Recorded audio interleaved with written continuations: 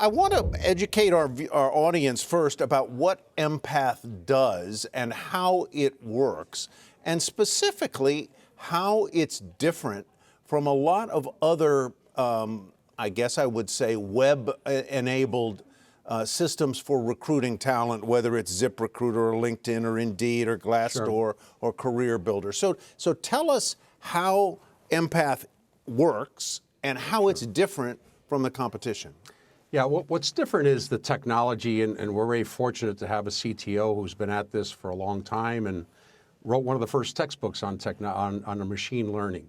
So we use machine learning and use information that resides inside of a company, and our algorithm is trained for the company so we can identify skills of each employee just by looking at their work product, by looking at any language or text that is written by them or about them.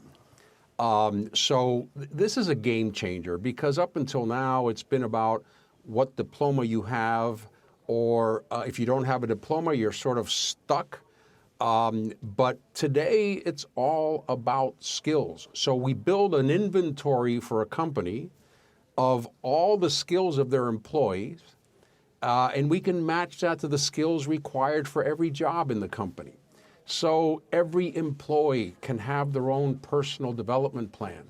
If you, instead of going outside as people always do, or almost subconsciously, chances are you have the best candidate inside your company. You just don't know it.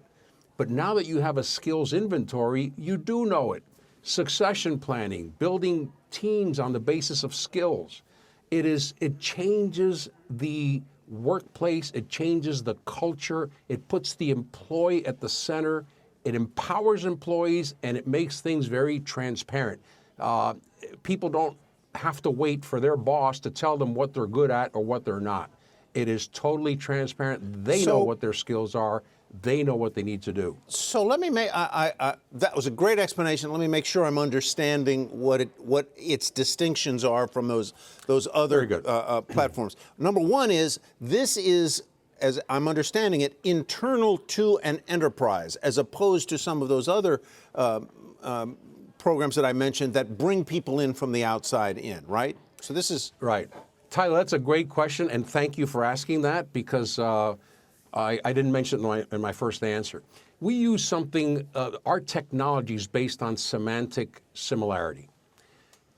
Everyone else basically asks a company for a resume, and then they match keywords. So if they see data, and in another sentence they may see science, they infer that the employee has data science skills. With semantic similarity, we're interested in the language. We can identify that someone has data science skills without seeing the words data or science.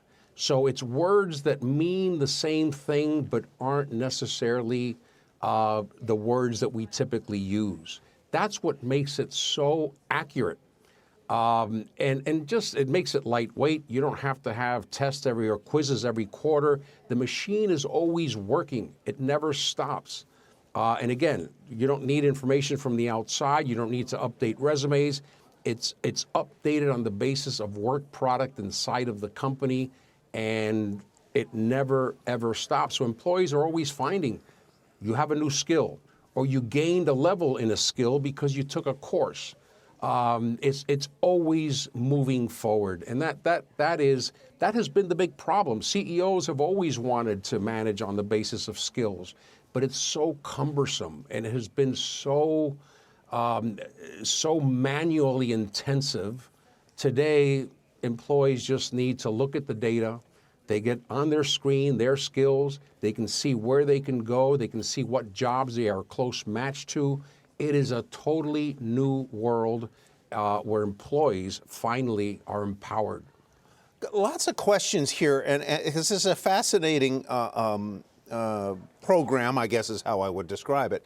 You mentioned in answer number one that Empath takes a look at all of your work product, what you have written, which to me suggests what I may have written in an email to a colleague or a memo that.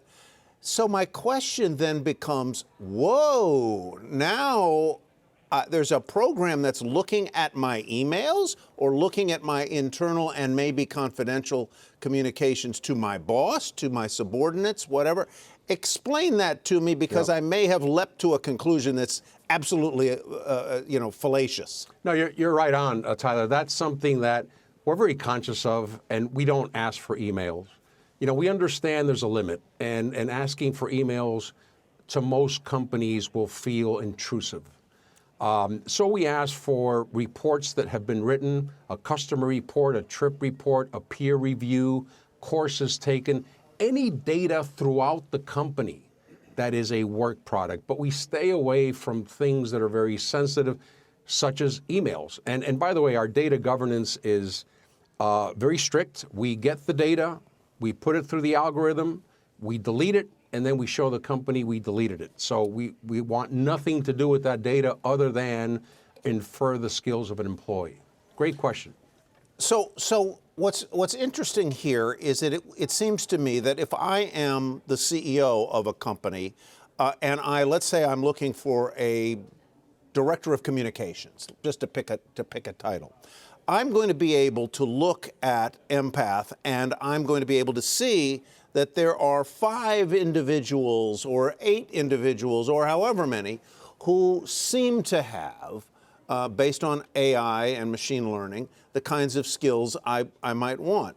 And then from the employee's point of view, I will have some sort of dashboard that might well say, okay, the CEO is looking for a director of communications for the corporation, and your skill set matches, so go and raise your hand. Am I understanding correctly? Yes, that's right. And of course, this is where change management comes in, because you need the HR department to play a role in bringing this all together, HR business partners. But in that sense, the CEO will say, I need people in the company who are a 3 or 4 level, proficiency level, in a skill Python, or in making critical decisions with data. You can find all of those individuals in a matter of seconds. After that comes the organizational work. You talk to the supervisors of those people, or HR does, and they determine who the best person would be at this time. So you need, humans have to manage. What we do is we provide insights. We're not a system of record, we're a system of skills intelligence. And humans have to take that intelligence and manage it. But if you just think about, if you have 20,000 employees, and you therefore will have a skills inventory of 20,000 skills profiles, you can find whatever you want. And right now it's a big fog. It's like a haystack. Where do you find these people? And all of a sudden you can find people who are in HR who have marketing skills. And we think the future is about, not the vertical career path, but zigzagging career paths, horizontal opportunities, something that is exciting and rewarding for employees. And this helps you find it in a very low-risk way, because we have very high accuracy. And by the way, the accuracy is determined by the employee. We ask the employee, look, we have inferred these skills for you. Do you agree? And we go from 70% to about 95% accuracy as we are training the model. And here's the important thing is most people believe that they have 3 or 4 skills. But the average employee has anywhere from 25 to 30 skills. So you really need the employee to be the subject matter expert. In some companies, they may want the supervisor to say, oh, I agree, those are the employee's skills, but it really is the employee who is empowered. And by the way, we have found very little in terms of false positives, false negatives. People are conscious that when they say they have a skill, they're going to have to prove it. Let me ask you a quick question, then I want to move on to something a little bit related but different. What scale of enterprise is Empath most uniquely helpful for? In other words, do you need to be a company with 500 employees or more, or does it work in a smaller environment? Yeah, that's another great question. Our preference is 10,000 employees and above. So Fortune 1000, Fortune 500. Right. Large organizations are the best because you have more data, you have more scale. We can do less than 10,000, but it's not ideal. So yes, 10,000 and above. Well, it just occurred to me that was a relevant question here, because Sure. it sounds like this is an enterprise solution, and I was just curious about the size of the enterprise. So we talk a lot, and you as Secretary of Commerce certainly know a lot about what we describe as the skills gap in America. Companies need employees who can do X, but they can't find enough employees who are equipped with those skills. Talk to me about that skills gap, how critical it is, what you hear from your peers in business about the skills gap, and then obviously this program, Empath, is a tool for bridging that skills gap in the bottom line, right? Yeah, and this is going to be, Tyler, an issue not just for companies, but for the economy. We know that technology accelerated during COVID. It's going to continue to accelerate. That doesn't mean that everyone has to become a data scientist, but every job will change because of technology. So if you can look at someone's job profile and say they can have a technology skill at a 2, but that job requires it to be at a 3. So that's where the upskilling comes in. In some cases, you have a proficiency level of 1 in a skill, which means basic understanding. There are a lot of jobs that require that you be at a 3, and there's a big difference between a 1, a 2, a 3, and a 4, and that's where the targeted surgical training comes in. The idea of sending 5,000 people to a course on creative writing, it's a nice idea, but half of those people probably don't need the course. And you're all lumped in as if though everyone needs the same skill or the same upskilling. Every individual is different. Every individual's skills profile and gaps to the job they have or the job they want to have is different. So we're looking at a future of personalization. Every employee can and will have their own development because their skills match up differently to different jobs and to their own job. But this is where you drive growth, development. You have skills advisors in the company. You can go into a gig marketplace and go on a task force for a few weeks to learn. It just becomes a totally new world. We've been talking about learning organizations for a long time. And it's a lot more than the CEO standing up and giving a speech about let's become a learning organization. When you put skills at the center, the learning becomes part of the job. It's part of the work. So we are going to see now really some superb learning organizations where individuals are growing every single day, every single month, every single year. It's all about growth.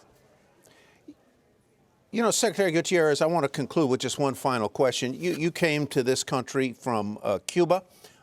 You didn't have a college degree. You learned by doing, as opposed to by schooling, I guess is how I'd put it. What is the big lesson of your career? Yeah, thank you for asking that. It's I wouldn't recommend it, by the way, but what I did when I realized I was not going to get a college degree, I was working, I had to work, I was moving, and I had to make a choice. I upskilled myself. So I knew I would need accounting, so I would enroll in a university to take 1 or 2 courses: accounting, financial management, marketing, HR.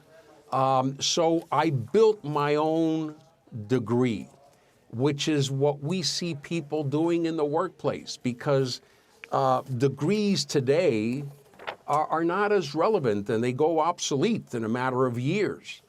But it's interesting because I took the courses to learn, I sometimes would find that I would know more about a given subject than an MBA who was in the same room with me, because they may have taken the course to check a box. I took the course because it was my survival, because I had to learn.